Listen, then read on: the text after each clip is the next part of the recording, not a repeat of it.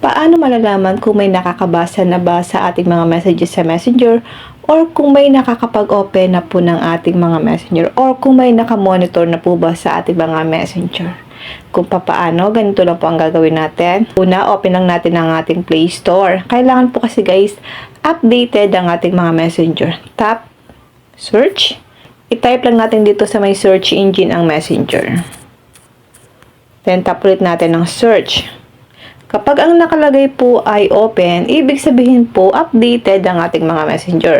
So tap lang natin ang open. Dito guys sa baba, itap nyo po itong 3 lines or yung menu. Tap settings. Scroll down. Tap privacy and safety. At dito naman guys, hanapin nyo dito ang end-to-end encrypted chats at itap po natin or i-click. At dito guys, tap lang natin ang security alerts. View and manage alerts for logins and case changes. Tap lang natin ito. Tap view all logins. Dito guys, makikita nyo po dito kung saan nakalagin ang inyong Messenger or ang inyong Facebook. Kapag may nakita po kayo dyan na ibang device, pwede nyo po siyang i-log out kahit po gamit mo yung cellphone mo dun sa kanyang device. Halimbawa guys, ito, itap lang natin ito guys. At may nakalagay din po kung ilang days or ilang months na yan nakalagin sa kanyang cellphone. Dito, scroll lang natin siya pataas at sa baba may nakalagay po dyan na logout.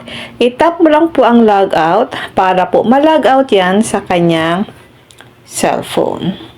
Okay? Ganun lang po guys kadali kung paano po natin malalaman kung nakamonitor na po ba ang ating mga Messenger or kung may nakakabasa na po ng ating mga Messenger. Kung na-open na pala ito ng ibang cellphone.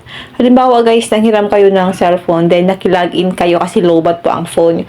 Pwede pong ganun yung mangyayari o kaya po alam nila yung password ng inyong mga Messenger.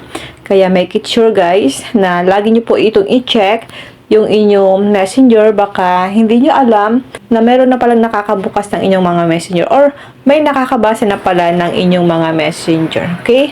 Ganun lang po guys kadali kung paano po natin malalaman kung nabubuksan na po ng iba ang inyong mga Messenger or kung nakalagin na pala ang inyong Messenger account sa ibang device. At ganoon din po ang gagawin nyo para po ma-log out ito sa kanyang device. At magpalit na rin kayo guys ng password.